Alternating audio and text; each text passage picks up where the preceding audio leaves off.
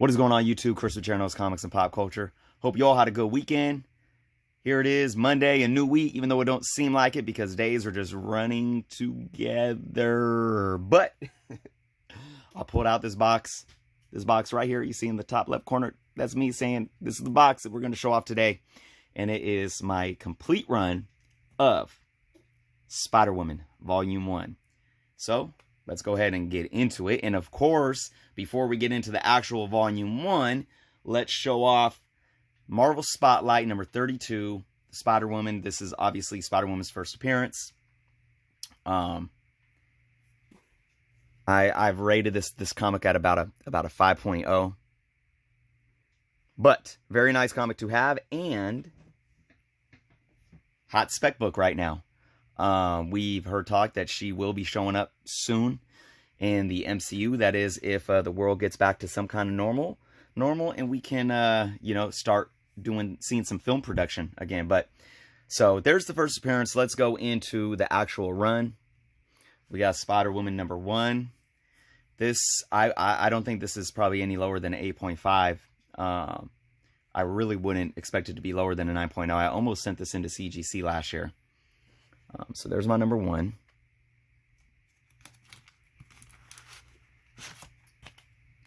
And there's number 2. I have almost this, no, I don't have almost, I have a lot of them in Mylar, but some of them I have in newer poly bags.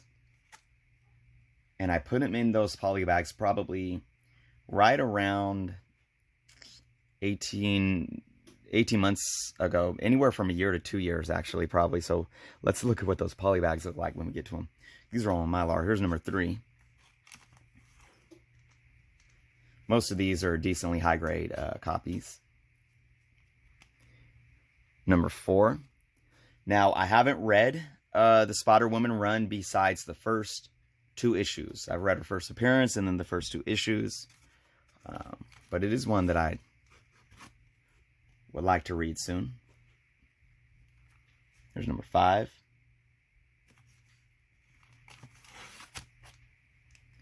Number 6. I have been reading my Uncanny X-Men Volume 1 run, and I've actually been reading it on Marvel Unlimited. There's number 7.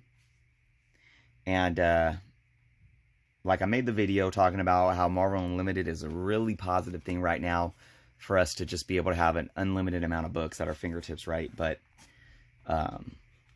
here's number 8. I will say, it's tough to say. It's tough to stay.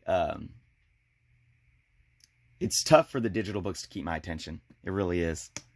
And I haven't been doing, like, I said usually I'll utilize my actual physical copies.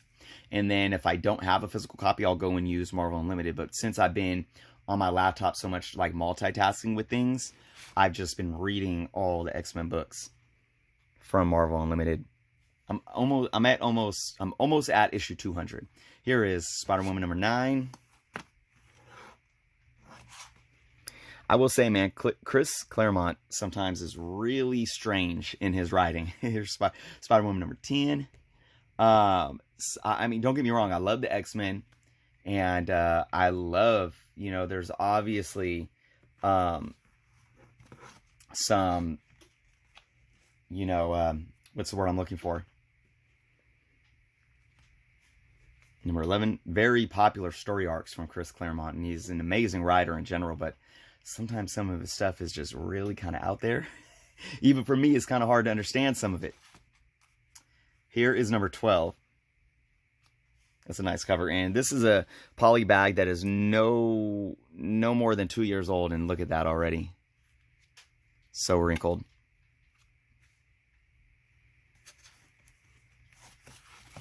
We got number 13.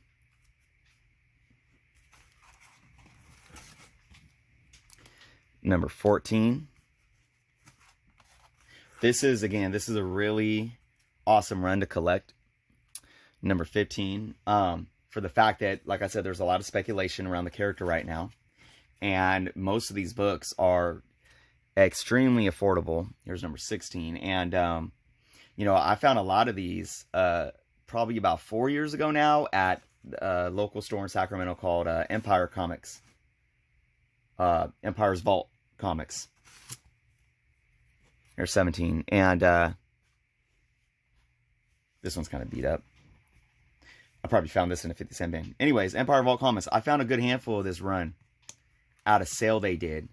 And I got them for literally like 50 cents to $1. In decently high-grade conditions. And this is one of them. Issue number 18. And I know it's one of them because they have the circle tags. And I pulled it off. So you could tell that this book right here is like near mint. And I got it probably for under $1. You know, I'm not going to say that you're going to be able to find these for that cheap everywhere or all the time. Here's number 19. Nice Werewolf by Midnight guest appearance. But, you know, if you're smart, if you're like me and you're able to if you're blessed with LCSs that have sales, try to get them on a sale. Here's number 20, Spider-Man appearance. And of course, that's really tough right now, being that most shops are shut down. So, but hopefully, not for too much longer. Issue 21.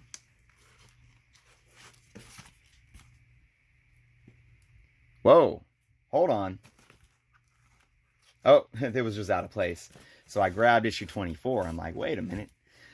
I know I have issue 22 because there it is. And issue 23.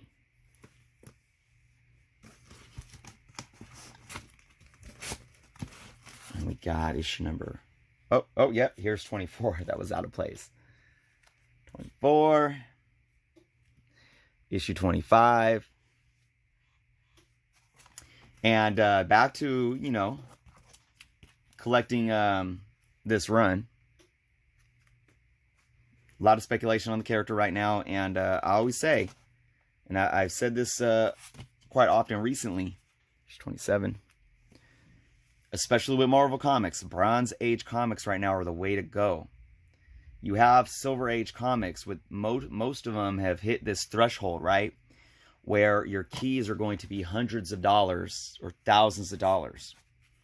You have a lot of goodness in the Bronze Age era. Here's 28. Where there's a lot of issue number ones or first appearances or semi-key books that you could still get for, you know, 5, 10, 20, 30 bucks.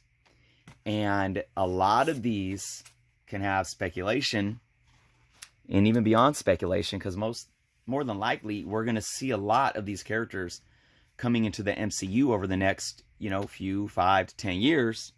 Here's 29. And a lot of these characters, a lot of the story arcs are going to come from the Bronze Age books. Here's issue number 30. You know, you have a lot of key Bronze Age Adam Warlock stuff. Obviously, you know, his first appearance. Well, you have the Cocoon in the Fantastic Four, 66 and 67. Then you have the first appearance of him in Thor, which is that's a 12-cent book, right? I think that's a later 12-cent book. So still technically a Silver Age. 32. But you have his first appearance as Adam Warlock as a Bronze Age book that's still decently affordable. You have a Warlock Volume 1, number 1. That's a very affordable issue. You know, and then you have a couple of other solid early appearances from him in the Bronze Age. 34. And we know that we're hopefully going to see him soon. It's 35. And this is a really nice cover. 36. We have a lot of speculation on the horror genre within Marvel. 37. We know that we got Morbius coming. We know that Sony and the MCU, the Sonyverse and the MCU, are going to be sharing universes. And we know we have Blade coming. There's 38. So I know Blade, first appearance of Blade is a pretty pricey one for a Bronze Age book. But, you know, you still got other earlier appearances that can catch some steam, 39. And, you know, you have a Werewolf by Night. You have a Tomb of Dracula books, just in general, where even, you know, even if they're not key books, they can gain traction. Number 42. And another good thing about Bronze Age books, why I like to focus on collecting Bronze Age books right now, is because there's 43. Bronze Age books were a time where they're as well kind of in between Silver Age and more modern comics, where, you know, the more modern comics, more people started taking care of their books, right? And then, of course, you know, in the late 80s, the print run started going up, and then the 90s, and it just got carried away printing millions of books. There's 44. But the Bronze Age is still a time where you don't have an extreme amount of books laying around, and you don't have extreme amount of high-grade books laying around, because it was an era where they were still coming out on spinner racks. So a lot of the newsstands were still, you know, not, you know, even before they were purchased, they weren't in necessarily near mint condition anymore. Here's 46. And then you still had people, you know, kids collecting that would put them in their back pocket, fold them up, leave them laying around, and read them and read them and read them. So, as well as speculation and first appearances and all these things when it comes to the modern film genre adding value to comic books, there's 47. You also have an era where getting your hands on a nice high grade is solidifying something in itself. 48. I have 2 copies of 48. You know, bags and boards didn't really, I don't think, caught on until like probably the early 80s.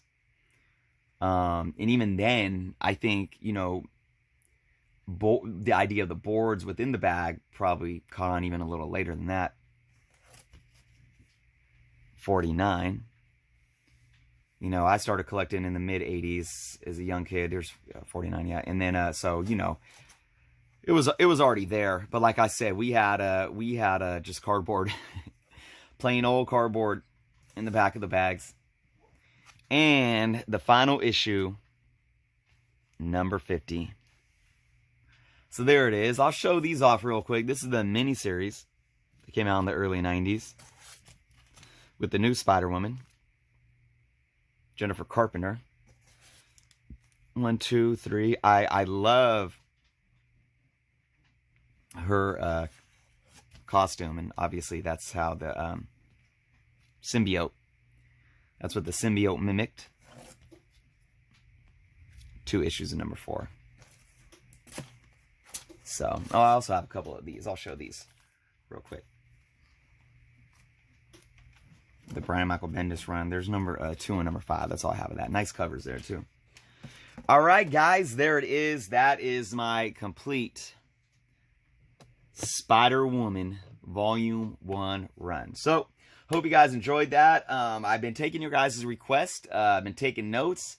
I will get to it. I love these Bronze Age runs too that are like shorter, so I can, you know, show off a whole run in 10 to 15 minutes without it taking like an hour, right? So I hope you guys enjoy that. If you have any other requests, please let me know in the comments. If you have not subscribed yet, please do so. Thank you guys for watching. Stay safe, stay healthy. Until next time.